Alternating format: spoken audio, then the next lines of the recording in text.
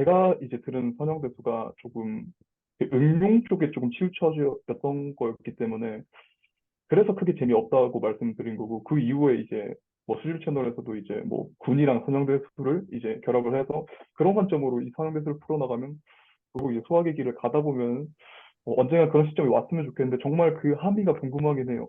결국엔 그 말은 즉슨 수학과 선형대수로 이제 수학적 대상들을 화돈해서 이것들을 이제 논할 수 있다는 얘기이실 텐데 과연 이게 어떻게 될까? 약간 네.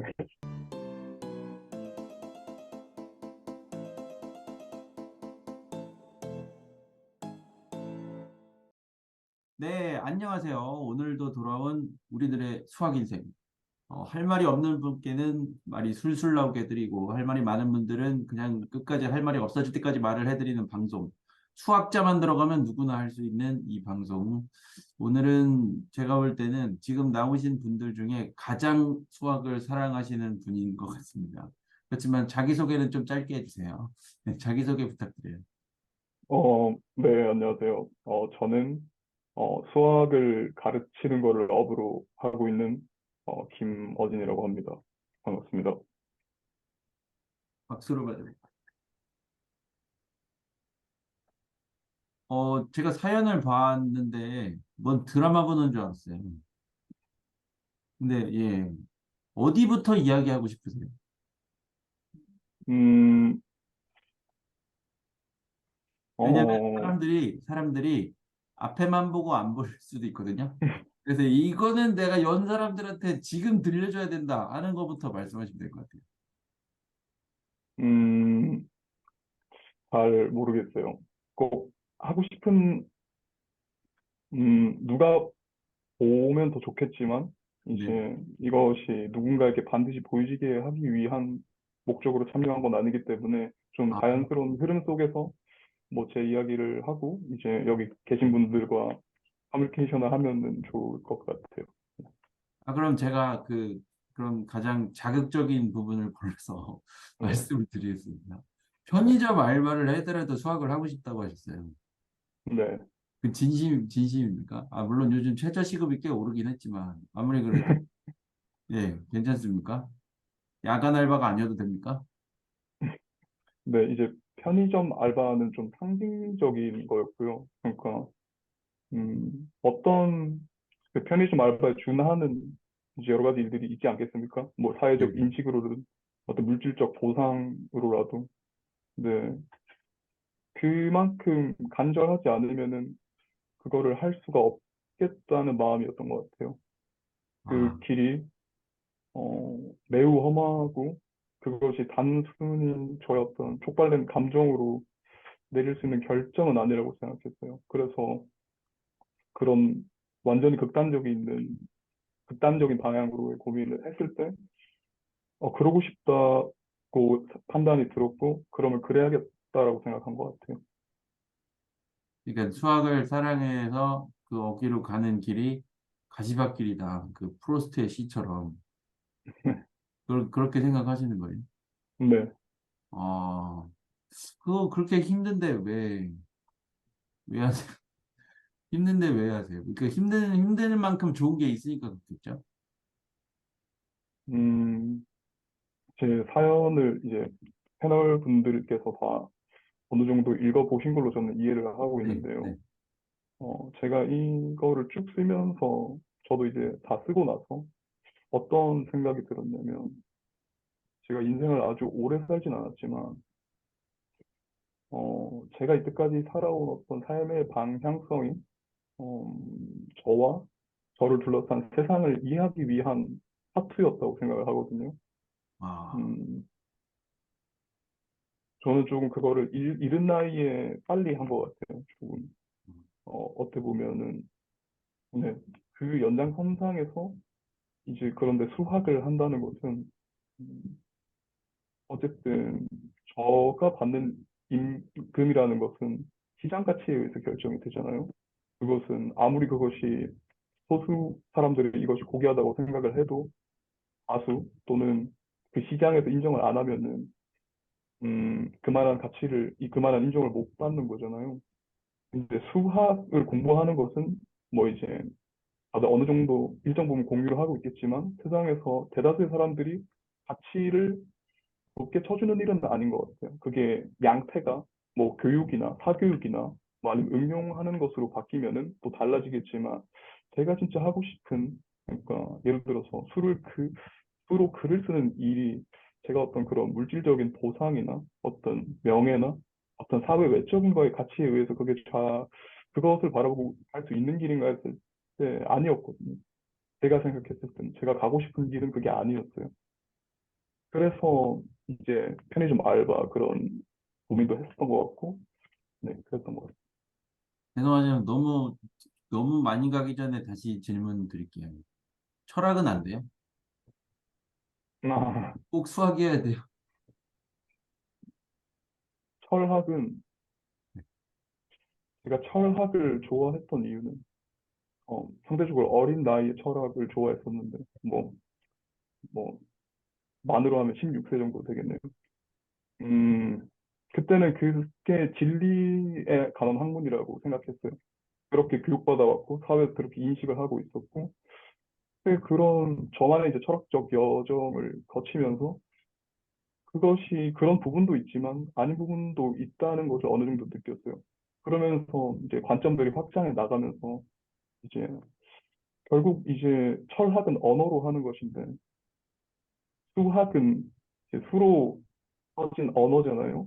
근데 언어로서 우리가 관념적으로 이해할 수 있는 세상이 있고 그것이 아니라 또 다른 언어로 이해할 수 있는 세상이 있는 것인데 이제 철학적인 세상을 제가 많이 탐구를 했고 제 내면에서 어느 정도 다 어떤 철학적 질문들에도 흔들리지 않을 정도의 답이 있다고 생각을 해요. 그래서 이제 수학으로 세상을 이해하고 싶은 것이고 종국적으로 그것이 제 삶의 방향성에 맞는 것 같아서 수학이어야만 할 것 같아요. 다른 분들은 아직 질문을 안 하시니까 제가 말씀하세요. 그 철학 얘기를 하시니까 그 중3 때 수학 선생님, 학원 수학 선생님 에피소드가 저는 되게 인상이 깊었거든요. 이것도 왜냐하면 쓸만해. 제가 중학교 아이들을 가르치고 있어서 그런지 모르겠지만 되게 네, 인상이 남았었거든요. 그 얘기 조금 네, 더 깊게 좀 한번 얘기를 좀 듣고 싶어요. 네. 어, 제가 어, 저는 학원을 많이 다녔었던 적이 없는데요. 제가 수학 학원을 중학교 때 피아노를 그만두고 잠깐 다녔었던 적이 있었는데 그때 수학 학원 선생님께서 좀 이제 동양 철학 같은 거에 조금 관심이 많으신 분이었어요. 그래서 그런 것들 실제로 학원에서 읽기도 하셨고 제가 좀 늦게까지 그래도 남아서 뭔가 공부를 했었는데 이제 늦게까지 나오면 학생들이랑 여러 이야기를 하잖아요. 또 학원을 하셔서 알겠지만 선생님이랑 저랑 이런저런 얘기를 참 많이 했어요. 그러면서 근데 그 선생님 와이프분이 그러니까 기독교 신자셨거든요.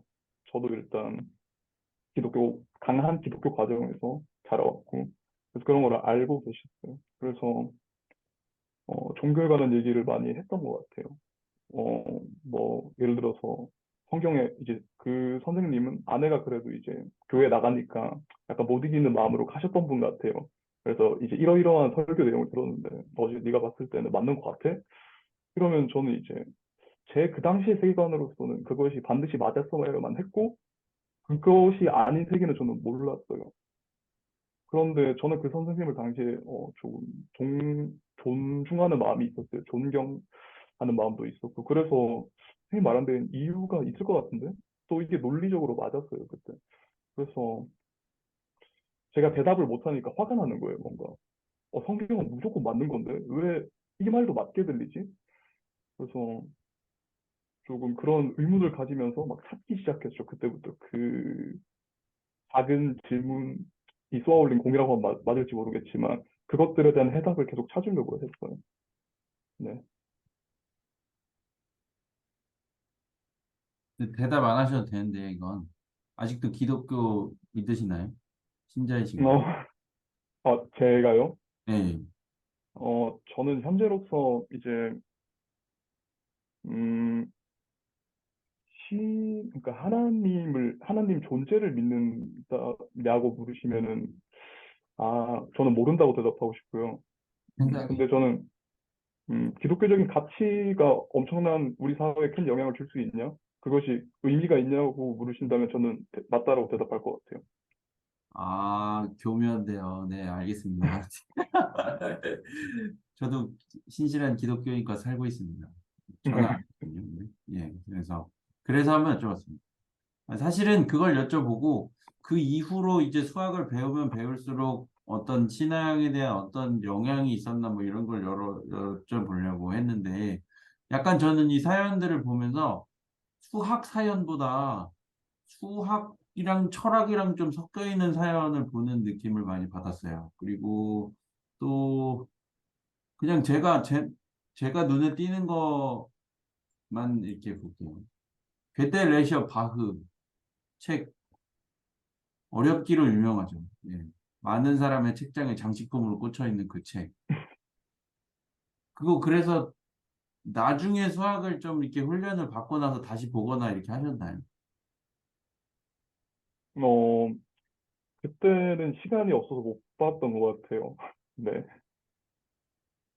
조금, 그것이, 모르겠어요. 그 이후에는 조금 이제 재수학의 방향성이 괴델 자체를 이해하는 데 가 있었어요.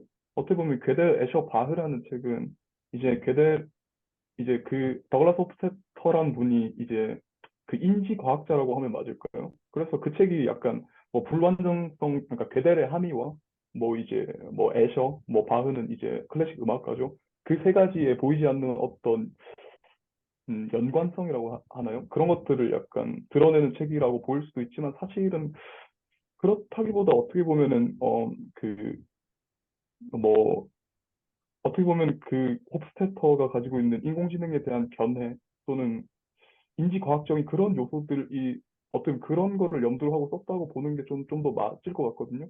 그래서 음, 그 이후에 그런 책이 약간 그런 뉘앙스를 가지고 있을 수도 있겠구나라는 생각 이후로는 제가 그걸 수학적으로 들여다보진 않았어요. 사실은 거길 왜 물어봤냐면 그런 류의 책들을 고등학교 때 많이 보셨다고 이렇게 적어 주셨어요. 그런데 네, 이건 진짜 좀 사실 궁금한 건데, 그리고 미국으로 대학교를 가셨다고요? 네. 어떻게 그게 가능해요? 어, 뭐, 처음에는 유아원을 통해서 갔고요. 그리고 편입을 했어요. 거기서 조금 상당히 그, 네.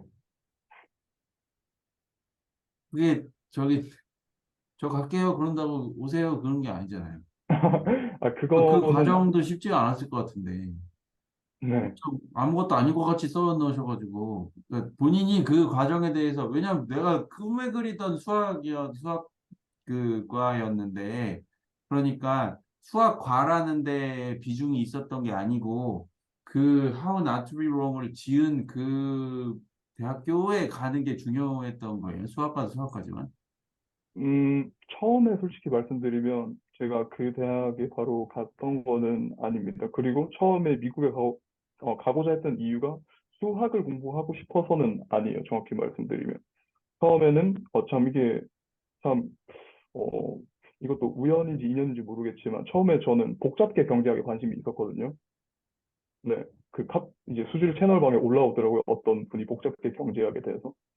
저는 그 당시에는 좀 물리학에 빠져 있었고 복잡계라는 거가 굉장히 이제 카우스 글릭이 쓴 이제 아마 대중교양서가 카우스 글릭이 아니라 어떤 카우스라는 교양서적이 있거든요. 그 당시에 그걸 읽고 약간 그 재밌다. 약간 그거를 통해서 조금 이제 물리학도 공부하고 또 철학적인 요소도 가미돼 있고 또 경제학이니까 이걸 나중에 이걸로 뭔가 큰 돈을 벌 수도 있지 않을까? 그 다음에 돈을 많이 벌면 은퇴하고 미국에서 박사를 해야겠다 이런 생각으로 저는 갔었거든요. 처음에 어떻게 보면은.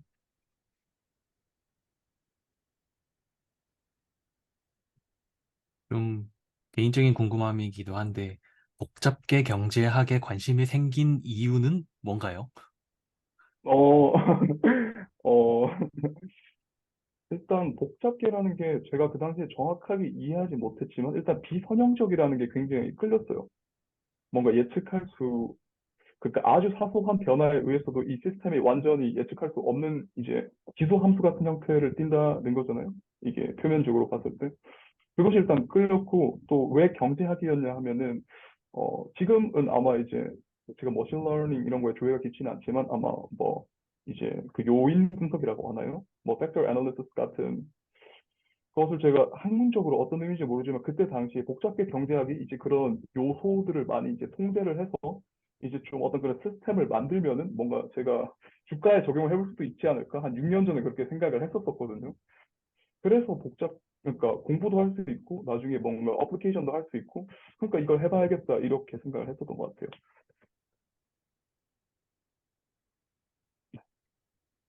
근데 고등학교 때 그런 생각을 하신 거잖아요. 어떻게 보면은 저는 사실 복잡계 경제학이 처음 들어본 거여가지고 고등학교 때 그런 거를 생각할 수 있는 학생들이 많지는 않을 것 같은데 역시 그 책을 좀 많이 읽으셨기 때문에 그게 가능하셨었던 걸까요? 근데 아무래도 좀 다른 학생들과 다른 공부를 하다 보니까 다른 거에 관심을 가질 수 있는 그러니까 그런 에너지를 쓸 수 있었던 것 같아요. 그러니까 그런 생각을 하게 됐던 것 같아요. 저는 사실 그런 케이스가 굉장히 신기하다고 생각을 하는 게 일단 이름만 들어도 복잡할 것 같잖아요. 복잡계 시스템이라고 하니까.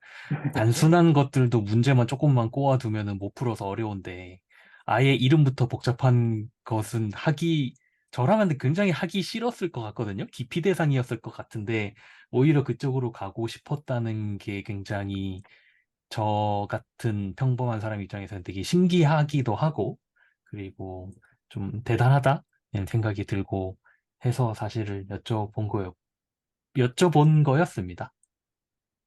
감사합니다. 고등학교 때 그래서 이제 이런저런 고등학생들이 흔히 보지 않는 그런 책들을 많이 보셨는데 그러면은 졸업은 하신 거예요? 네, 졸업은 했습니다. 그러면 학교는 왜 나갔어요? 어떤 고등학교를요? 왜? 안 나가고 그냥 뭐 검정고시를 볼 수도 있잖아요. 저는 그때 실제로 그 뉴질랜드를 가고 싶었어요. 그 유학을, 고등학교를. 그런 제가 생각이 든 시점부터 굉장히 한국을 떠나야겠다는 마음이 컸어요. 아니면은 자퇴를 하고 싶었었거든요. 그런데 일단 저희 부모님들께서 그런 것들을 절대 받아들이지 못했어요. 그래서 저는 어쨌든 부모님 지도하에 있다 보니까 저 혼자서 결정을 할 수는 없더라고요. 그래서 반항 아닌 반항으로 이제 뭐, 뭐 시험을 좀 안 치거나 그랬던 것 같아요. 아, 그러면 그 부모님이 미국으로 대학교를 가는 건 괜찮은데 고등학교는 한국에서 나와라 뭐 이렇게 말씀하실 거예요. 그때는 그 미국으로 고등학교를 간다고 생각은 안 하셨어요. 그거는 저의 소망이었고, 저는 대학을 안 간다고 했어요. 실제로 원서도 아무것도 안 썼고요. 저는 그때 당시만 해도 제가 니체에 굉장히 빠져 있었기 때문에, 저는 산에 들어가서 글을 쓰고 싶었어요. 그때는.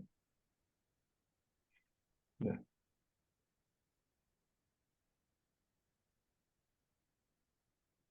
아, 저 근데 산에 들어가서 글을 쓴다는 게 굳이 산에 들어갈 필요는 있는지 약간 뭐 돌을 닦는 느낌으로 뭐 그런 건지 좀. 어, 왜 그때 산이었는지 모르겠는데, 니체 책을 읽으면은 뭔가 막 그냥 떠나고 싶어요. 그냥 좀 이제 자연적인 그런 곳으로 가서 뭔가 또 니체 책에 뭔가 그런 게 많이 좀 모르겠어요. 등장하는 것 같아요. 그런 자연적인 배경이. 그래서 모르겠어요. 산에 가서 그냥 책을 쓰고 싶다 이런 생각했던 것 같아요. 저 B급 질문 하나 드려보고 싶은데요. 가장 네. 좋아하는 철학자가 누구세요? 저는 비트겐슈타인하고 니체인 것 같아요. 음, 사실은 저도 그러니까 제가 원래 하던 뭐 공부나 그런 일이나 그런 걸 떠나서 철학을 굉장히 알고 싶었어요, 저도.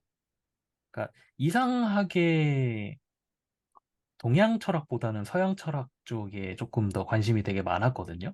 그래서 그런데 철학책이 그렇게 쉽게 쓰인 책이 잘 없잖아요. 그래서 책으로 공부할 건 아닌 것 같고 뭘로 공부를 해야 되지? 이제 주위에 철학을 좀 알려줄 사람이 있나? 막 찾아보기도 하고 이런저런 소스로 보다가 요즘은 이제 좀 유튜브에서 그런 걸 쉽게 설명해주는 케이스, 쉬우면서도 어느 정도 좀 잘 알려주는 그런 채널들도 있다 보니까 그런 걸 통해서 몇 년 동안 공부를 했는데 몇 년 동안 유튜브로 공부를 했다고 말하니까 좀 없어 보이긴 하는데 유튜브로 공부를 저만의 결론은 뭐냐면은 아, 철학은 딱 여기까지만 공부해야겠다. 라는 결론이 들었거든요.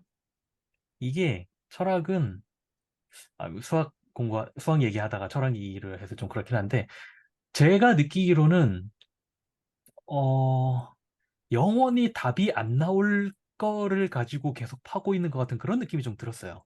사실 철학이라는 게. 물론 뭐 수학도 따지고 보면은 뭐 별 다를 게 없지 않느냐라고 하면은 사실 할 말이 없긴 한데 그래도 어쨌든 그 수학은 제가 수학을 공부하다 보면은 그래도 뭐랄까 저만의 좀 그림이 그려진다고 해야 되나? 그런 게 있거든요. 그러니까 그러니까 누군가에게 설명하려면 좀 어려울 수는 있지만 어쨌든 내 머릿속에는 뭔가 좀 사고 체계나 구조나 그런 세계관 그런 게 잡히는 느낌이 좀 들었는데 철학은 막 이것저것 읽고 공부를 하고 하다 보면은 아, 이게 이런 얘기구나라고 생각을 했는데 또 다른 걸 보면 그게 아니래요. 그래서 아니라고? 그럼 내가 뭘 잘못하고 있는 거지? 그런 식으로 길을 잃는 경우가 너무 많은 거예요. 그래서 한 몇 년 정도 책과 유튜브 등으로 공부를 하다가 작년쯤에 내린 결론이 오케이, 나에게 철학은 여기까지만 하자. 그런 결론을 내렸었거든요. 그래서 그 혹시 뭐 철학을 관심이 있으시거나 뭐 혼자 공부를 해보셨다면은 저랑 비슷한 생각을 가지셨었는지 아니면 다른 생각을 가지고 계신지 그런 것도 좀 궁금하긴 합니다. 음, 철학이라고 하면 일단 제가 느끼는 누가 이제 저한테 철학을 정의를 해보라고 하면은 저는 철학을 두 가지로 정의를 할 수 있을 것 같아요.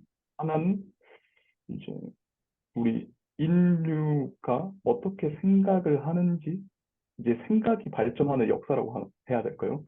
그거에 관한 생각사를 공부하는 것으로의 의미가 일단 있고 두 번째로는 이제 순수 사유 예술을 즐기는 의미가 있는 것 같아요. 어떤 누군가가 그 관념 체계에서 만들어낸 것을 따라가면서 약간 이해하는. 근데 그것이 뭐 이제 말씀하신 것처럼 진리의 영역에 가깝냐 하면 아닌 것 같거든요. 그래서 이제 저 역시도 조금 이것들이 좀 계속 환원적으로 이제 나오구나. 그래서 뭐 음, 음, 저도 어느 시점에서는 이제 철학이 별로 흥미롭진 않았던 것 같아요.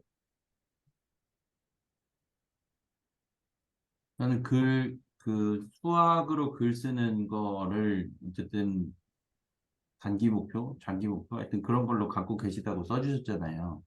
네. 예. 근데 뭐, 왜 수학해야 되냐, 그 얘기는 사실은 크게 궁금하지는 않고, 글을 쓴다는 건 어떻게 보면 일종의 대화잖아요.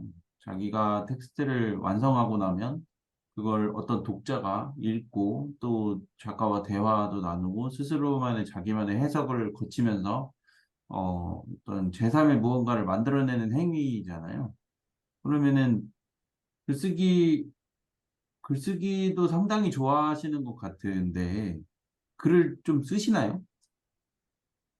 실제로? 음, 네, 쓰고 있지는 않습니다. 그럼 쓰지 않는데 글을 쓰고 싶은 건 왜 그래요? 뭐 우선 현재는 음, 어, 좀 더 누가 만들어낸 구조물을 배우는 게 좀 더 주안점을 두고 싶어요. 뭔가를 쓸 수도 있겠지만 그것이 제가 생각, 제가 생각하기 지금 이 시점은 아닌 것 같아요. 네. 왜 그 시인도 두 종류가 있다고 하거든요. 뭐 예를 들어 한 번 쓰고 그냥 쓰는 거예요. 쓰고 고치고 해서 완성하는 사람이 있는가 하면 윤동주 시인이었나? 하여튼 그 분은 어떤 분은 그냥 아예 머릿속에서 다 고쳐가지고 완성되면 그때 쓰신대요. 근데 약간 후자가 아니신가 그런 아, 예, 역작이 나올 것 같습니다. 아니, 그분은 그 너무 훌륭하시고, 저는 좀 그렇기 때문에 그 음, 어디도 아닌 것 같습니다. 아, 예. 참고로 저도 글 쓰는 거 좋아하고 쓰고 싶은 건 많은데 안 쓰고 있습니다. 제가 거짓말이죠. 많이 쓰고 있어요. 제가 책 쓰고 싶다는 말을 몇 년 전부터 하고 있는데 시작은 했지만 아직도 제대로 된 게 하나도 나오고 있지 않은. 그런데 요즘은 이제는 더 이상 미룰 수가 없다는 생각에 쓰고 있습니다. 제가 오죽하면은 아, 이래서는 도저히 진도가 안 나겠다 싶어가지고 그 이것도 참 뭐랄까 글 종이에다가 펜으로 쓰는 것보다 아무래도 키보드를 두드리면서 쓰는 게 더 빠르잖아요. 수정하기도 좋고. 그런데 그런 생각으로 컴퓨터 앞에 앉으면은 자꾸 다른 걸 하게 되더라고요. 그래서 요즘은 일부러 종이에다 쓰고 있어요. 오히려 더 잘 써지더라고요. 그러니까. 그냥 쓰다가 잘못 쓰면 이렇게 찍찍 긋고 다시 쓰고. 그래서 요즘 좀 신기한 경험을 하고 있습니다. 그거 덕분에.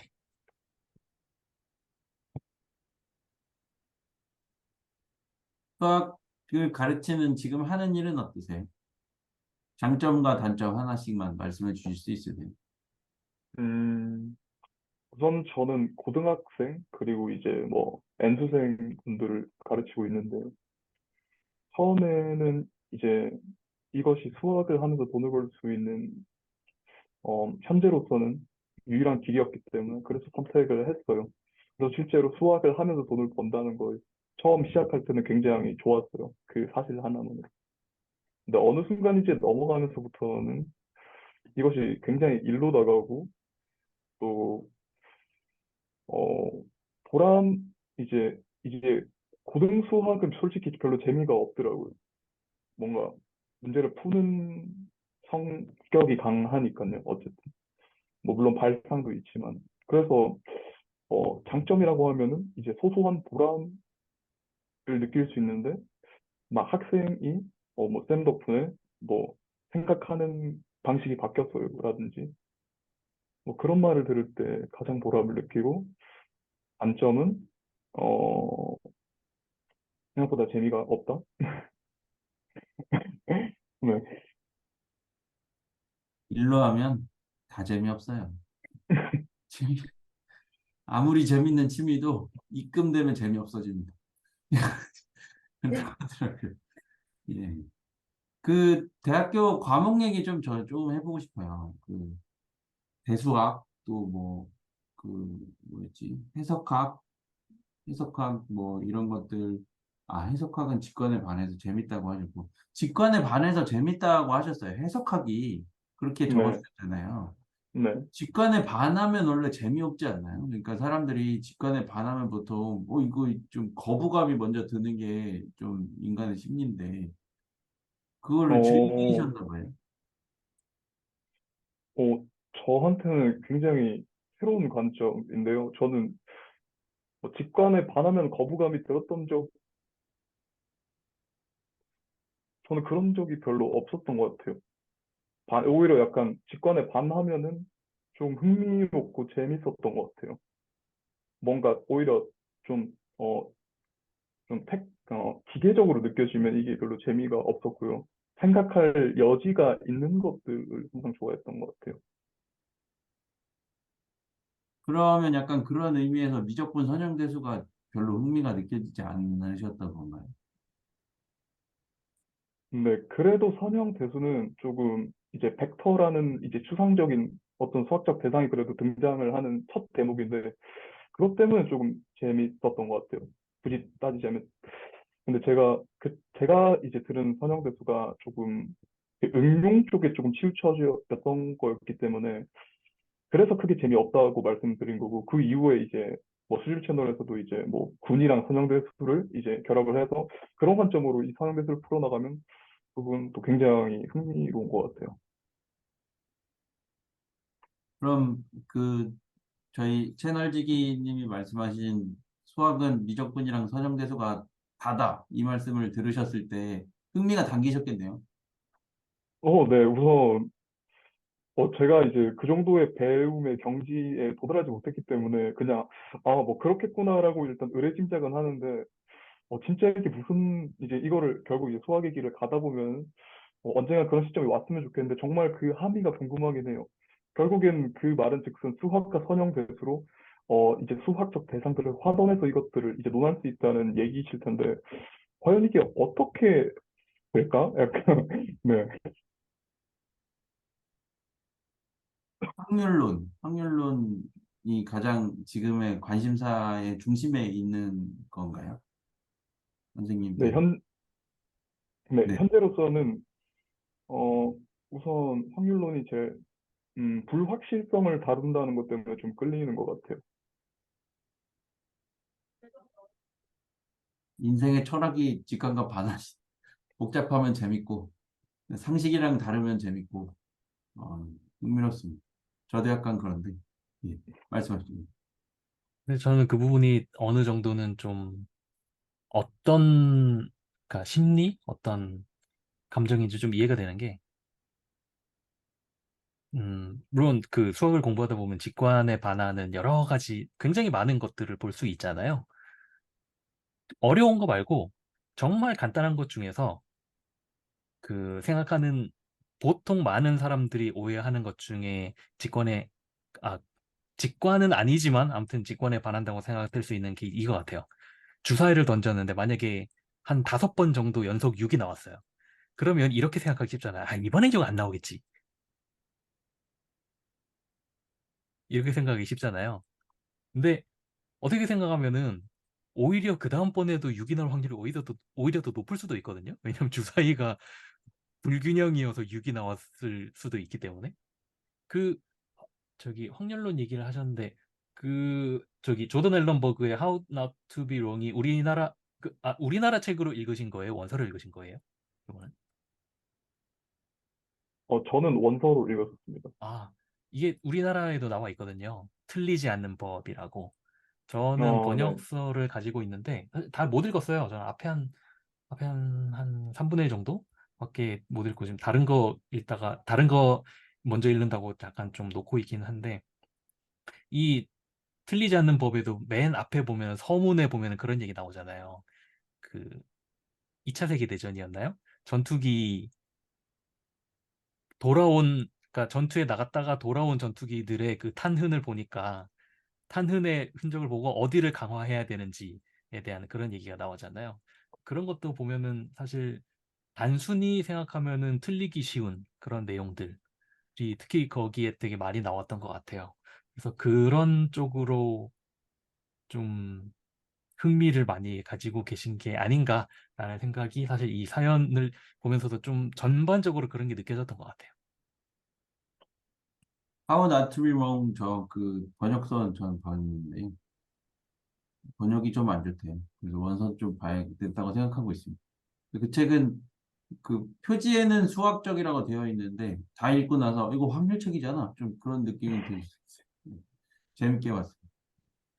확률이 그 어쨌든 리스크를 줄이는 거에 대한 이야기를 해주셨는데 이건 좀 생뚱맞을 수도 있는데 본인 인생에도 그걸 적용하시나요?